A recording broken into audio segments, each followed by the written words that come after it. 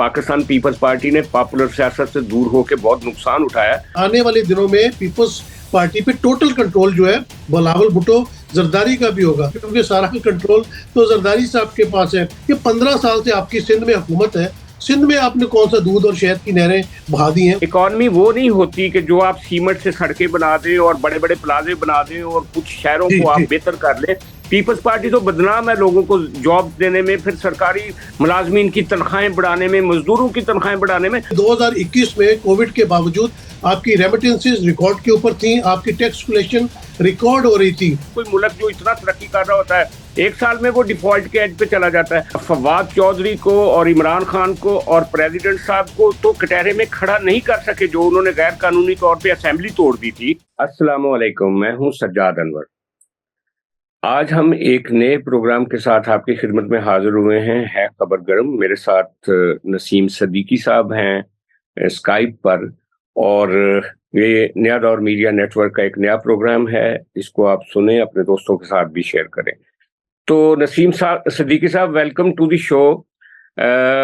आज जो बुनियादी दो बड़े इश्यूज आज के हैं, वो एक तो आसिफ अली जरदारी साहब का जो रात का इंटरव्यू है, वो उसके ऊपर बहुत ज्यादा डिस्कशन जारी है। मुल्क के तमाम एनालिस्ट इस पे बात कर रहे हैं और इस पे कॉलम भी लिखे गए हैं। और दूसरी तरफ अतर मिनल्ला साहब ने एक इख्तलाफी नोट लिखा है जिसमें उन्होंने कहा है कि जनाब प्रेसिडेंट के पास पावर है इलेक्शन करवाने की और इलेक्शन की डेट देने की।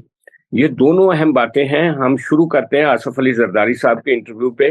तो एक एपरेंट व्यू क्या है आपका? जरदारी साहब ने जितनी भी बातें की, खासतौर पे बिलावल भुट्टो के बारे में और खासतौर पे पीडीएम की पिछली गवर्नमेंट के बारे में।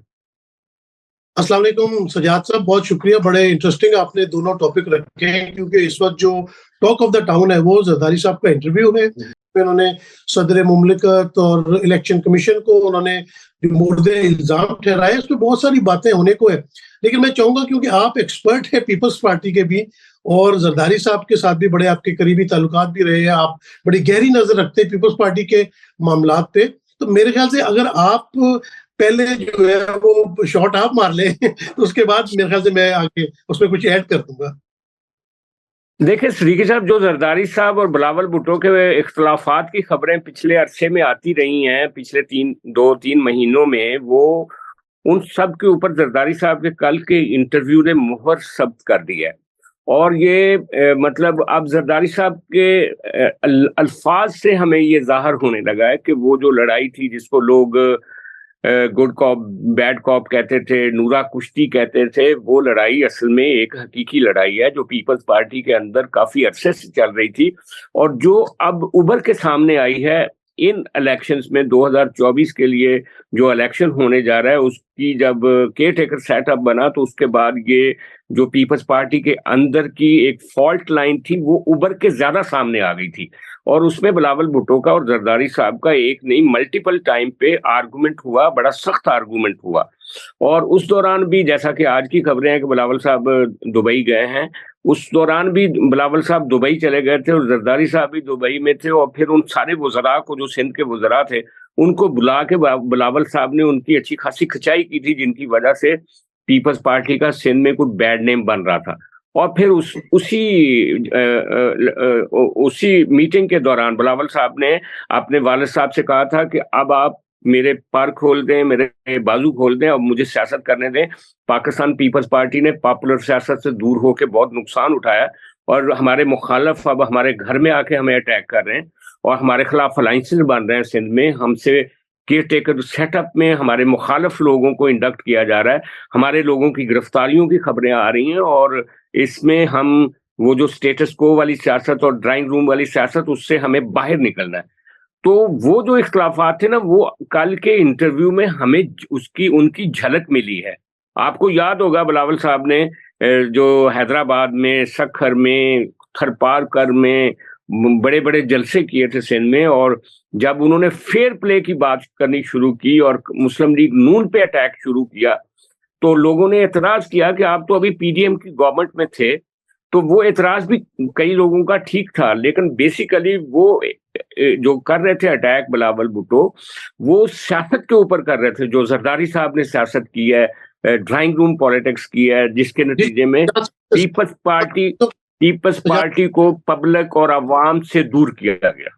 देखिए, बात ये है कि आपको पता है कि जब किसी की रिटायरमेंट की एज आ रही होती है या रिटायर होने वाला होता है, तो लोग जो नए आने वाला अफसर होता है उसकी तरफ रुझान उनका ज्यादा होता है, क्योंकि हमारे पाकिस्तान में पहले से अनाउंस कर दिया जाता है। इसी तरह मुझे मामला लग रहे हैं, क्योंकि जरदारी साहब की जो सेहत है वो इजाजत नहीं देती कि वो डेली बेसिस के ऊपर पॉलिटिक्स कर सकें या कोई भी काम कर सकें, जबकि बिलावल भुट्टो जरदारी एनर्जेटिक है, यंग है, और लोगों को भी पता है कि आने वाले दिनों में पीपल्स पार्टी पे टोटल कंट्रोल जो है बिलावल भुट्टो जरदारी का भी होगा। अच्छा, मेरे ख्याल से जो जिस तरह मोहतरमा ने तरबियत की अपने बच्चों की, जरदारी साहब ने तरबियत की, ऐसा नहीं हो सकता कि उनके दरमियान कोई दरारें पड़ जाए, क्योंकि सारा कंट्रोल तो जरदारी साहब के पास है। कारोबार हो या पॉलिटिक्स हो, बिलावल भुट्टो जरदारी साहब ने ऑक्सफोर्ड से ग्रेजुएशन जरूर किया, लेकिन मेरे ख्याल से अगर कोई वो नौकरी के लिए निकलते हैं लड़ाई करके, तो उनको कोई बहुत अच्छी नौकरी भी नहीं मिल सकती। तो मेरे ख्याल से पॉलिटिक्स ही उनके लिए ठीक रहेगी। तो जो कल जरदारी साहब ने इंटरव्यू दिया, उसमें उन्होंने बहुत सारी बातों के ऊपर जो है ना वो उनका फोकस था। उन्होंने ये कहा कि आजकल तो हर घर में जो बच्चे हैं वो अपने पेरेंट्स को या बड़ों को यही कहते हैं कि भाईजान आपको नहीं पता, वालिद साहब आपको ही बात नहीं है। एक पॉलिटिकल पार्टी है, एक पाकिस्तान के कैनवस के ऊपर उनका जो है उन्होंने बड़ा रूल भी किया हुआ है, लेकिन सुकड़ती जा रही है पीपल्स पार्टी ना, क्योंकि जिस तरह बिलावल भुट्टो जरदारी साहब को वजीर खारजा बनाया था, तो कोई इतना खास परफॉर्म नहीं कर सके। हाँ, उन्होंने पूरी दुनिया की सैर जरूर की। और यहाँ मैं आप एक इंपॉर्टेंट पॉइंट उठाऊंगा सजाद साहब, फिर आप मुझे जवाब दिएगा।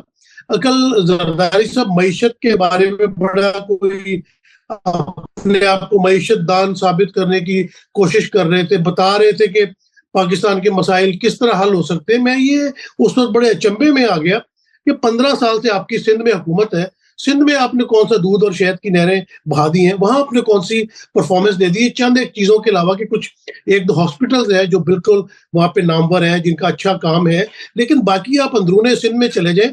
अंदरूने सिंध को तो छोड़े सजाद साहब, आपने देखा कराची रोशनियों का शहर होता था, इस पीपल्स पार्टी ने तो कराची तक का बेड़ा कर दिया। तो ये मईशत की बातें करते हैं, वफाक में आके ये कर देंगे। तो भाई जब आपको मौका मिला तब आपने क्या किया, ये मुझे बताया सजाद साहब, इन्होंने क्या किया जो 15 साल से सिंध में चल रही है। असल में श्रीकी साहब, हमारे प्रोग्राम का फॉर्मेट चूंकि छोटा है, तो ये बहस तो लंबी है कि पीपल्स पार्टी ने सिंध में क्या किया और कराची की अगर रोशनियां उजड़ी हैं तो उसमें एमक्यूएम का कितना किरदार था और एजेंसियों का कितना किरदार था, और वहां पे अगर 4 या 5 मेयर रहे तो उनमें से पीपल्स पार्टी का तो अभी आया ना, उससे पहले कौन कौन से मेयर थे जनरल मुशर्रफ के जमाने में, और उससे पहले वहां पे दूसरी गवर्नमेंट्स भी रही। सिंध के मुख्तलिफ एक पेचीदा सूरत हाल है, इस पर तो किसी वक्त और बात कर लेंगे। मेरा ख्याल है अगर हम करंट सिचुएशन पे रहें तो उस पर मेरा ख्याल ज्यादा बेहतर होगा। इसके साथ साथ आप देखें, जरदारी साहब जो कहते हैं ना कि मैंने इकोनॉमी, किसी भी इकोनॉमिस्ट से पूछ लें कि जो 2007 से 2013 तक का 2007 से 13 तक का जो था आपकी इकोनॉमी जो थी वो बेहतर हैंडल हुई है, या 13 से लेकर 18 तक बेहतर हैंडल हुई है, या 18 से लेकर 23 तक हुई है।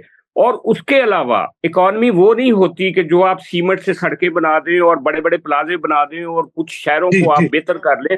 इकोनॉमी होती है आप अपने ओवरऑल आप उस खसारे से निकले। आपने देखा जरदारी साहब के जमाने से जरा पहले यहाँ पे अनाज का एक क्राइसिस था, जो कि पूरे 5 साल में जरदारी के टाइम पे अनाज का क्राइसिस नहीं आया, क्योंकि वो किसानों को जो उन्होंने मराद दी, जो बेनजीर इनकम सपोर्ट प्रोग्राम उनका गरीबों के लिए था।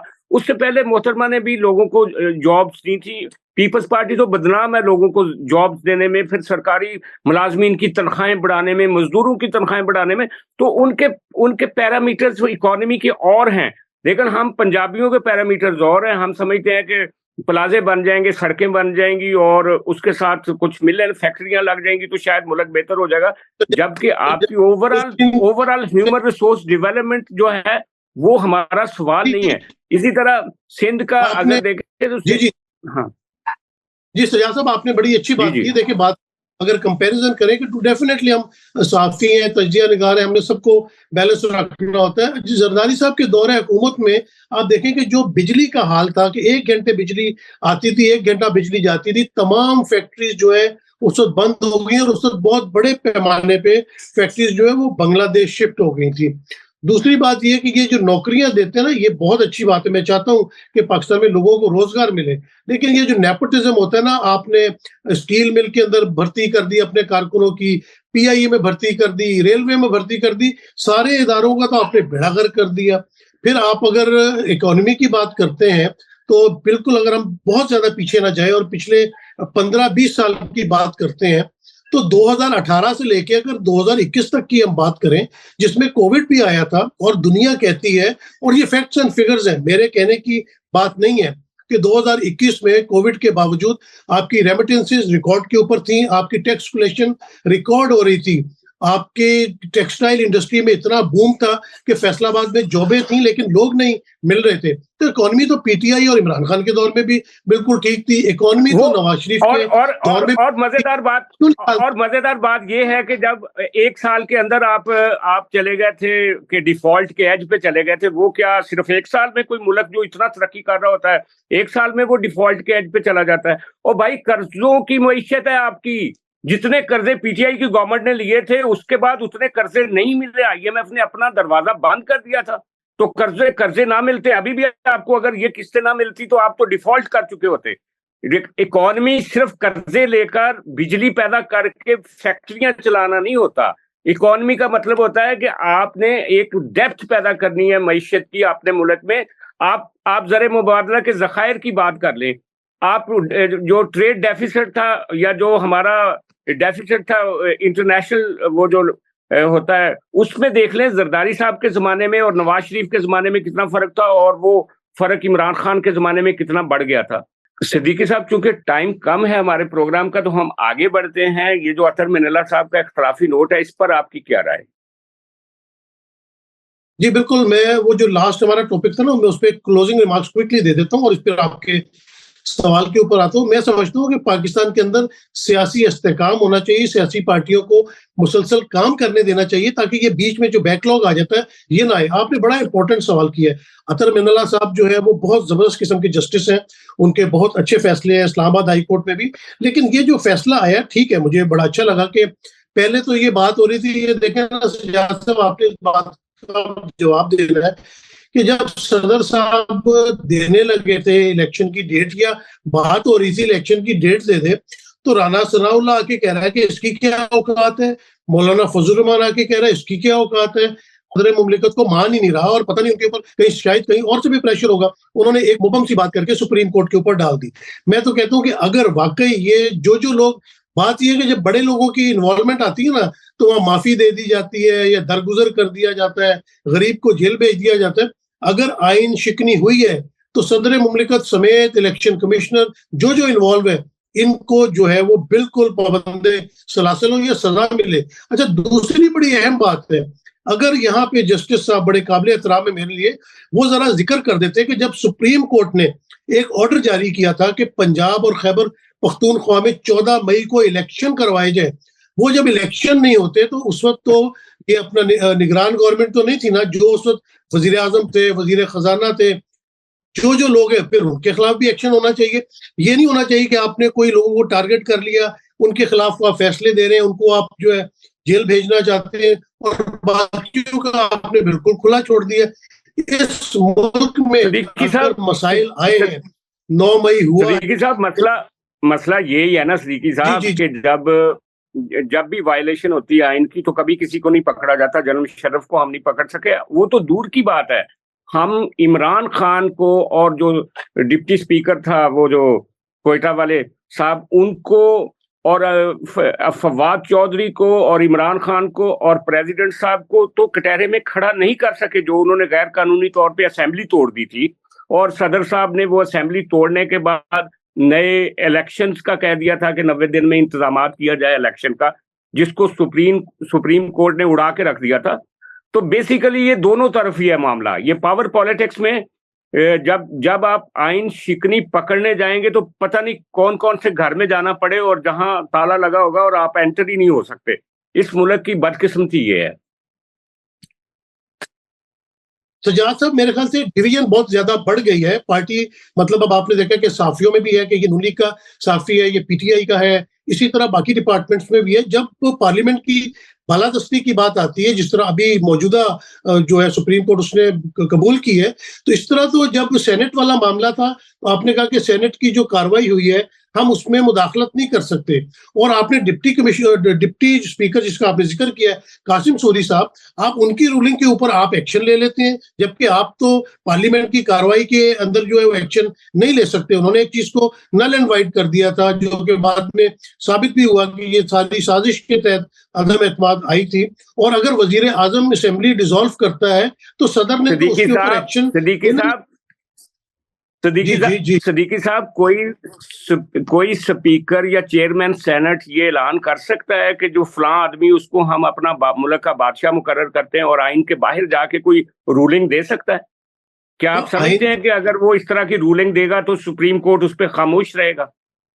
मैं सजा साहब इसी पॉइंट पे आना चाह रहा था कि जब सुप्रीम कोर्ट चाहता है तो खामोश हो जाता है। अब ये जो प्रैक्टिस एंड प्रोसीजर बिल है, इसके ऊपर तो उन्होंने पार्लियामेंट की सुपरमेसी को कबूल कर लिया। उनको वहां पे चाहिए था कि जिस तरह पिछली सुप्रीम कोर्ट है उन्होंने डिफरेंट फैसला दिया था, तो ये सुप्रीम कोर्ट को सुप्रीम ही होना चाहिए। जब सुप्रीम कोर्ट का चीफ बेंच नहीं, मेरा ख्याल है कानून साजी एक और चीज है, असेंबली तोड़ना और नए इलेक्शन कराना वो और चीज है। आइन के आर्टिकल्स है मुख्तलिफ जो ड्राइव करते हैं और जिनके तहत फैसले दिए जाते हैं, इनको जनरलाइज नहीं किया जा सकता सिद्दीकी साहब, मेरे ख्याल में। नहीं, आपकी बात बिल्कुल दुरुस्त है, बात से मुझे इख्तलाफ नहीं है, लेकिन ये जो हमारे नौजवान नस्ल को हम जो है ना वो कर देते हैं कि वो बेचारे समझ नहीं आती उनको ये हो क्या रहा है, कि असल में तो आपको एक्शन लेना चाहिए। वो इसलिए लोगों को सही पिक्चर नहीं मिलती, आम नौजवान को पता नहीं चलता कि आपकी सियासत में बहुत सारी ममनुआत हैं, बहुत सारी चीजें ऐसी हैं जो सामने ही नहीं आती, जिनका ना मीडिया पे जिक्र होता है, ना अदालतों में जिक्र होता है, और ना उन चीजों का हम और आप जिक्र करते हैं। तो जब तक पूरी तस्वीर किसी के सामने नहीं होगी तो कोई क्या राय देगा? जी सजाद साहब, आपने बड़ी अच्छी बात की। अब कल से जो नौजवान नस्ल है सोशल मीडिया पे जो मुझसे सवाल करते हैं, जो मेरे उसके अंदर है, वो यही पूछ रहे हैं कि अतर मल्लाना साहब ने ये जो अपना जनरल इलेक्शन की डेट की तो बात कर दी, उन्होंने जो सुप्रीम कोर्ट का ऑर्डर था जहां वो खुद बैठे हुए हैं, वहां से जो ऑर्डर आया था पंजाब और खैबर पख्तूनख्वा का, उसको बिल्कुल छेड़ा भी नहीं, उसका जिक्र भी नहीं किया। तो क्यों नौजवानों को लगता है कि जी जो एक ड्राइव है ना एक पार्टी के खिलाफ, एक पार्टी चेयरमैन के खिलाफ चीजें चल रही हैं और बाकी लोगों को बिल्कुल आजाद छोड़ दिया गया है, जबकि तमाम मामला इस मुल्क के अंदर। सदीकी साहब, आप देखें कि इफ्तिखार चौधरी के जमाने में सिर्फ पीपल्स पार्टी के खिलाफ फैसले होते थे, बाद में 18 में साकिब निसार ने सिर्फ नून लीग के खिलाफ फैसले किए, और आजकल इमरान खान जेरे हिरासत है और इमरान खान वो उस शिकंजे में है जिस शिकंजे में कभी नवाज शरीफ थे और कभी जरदारी साहब थे। हम पूरी तस्वीर अगर पेश करेंगे लोगों के सामने तो शायद कुछ हो। आज के लिए इतना ही, कल फिर आपसे गुफ्तगू होगी, और इसी तरह मैं अपने हाज़रीन नाज़रीन से भी इजाजत चाहूंगा। कल के लिए बहुत शुक्रिया।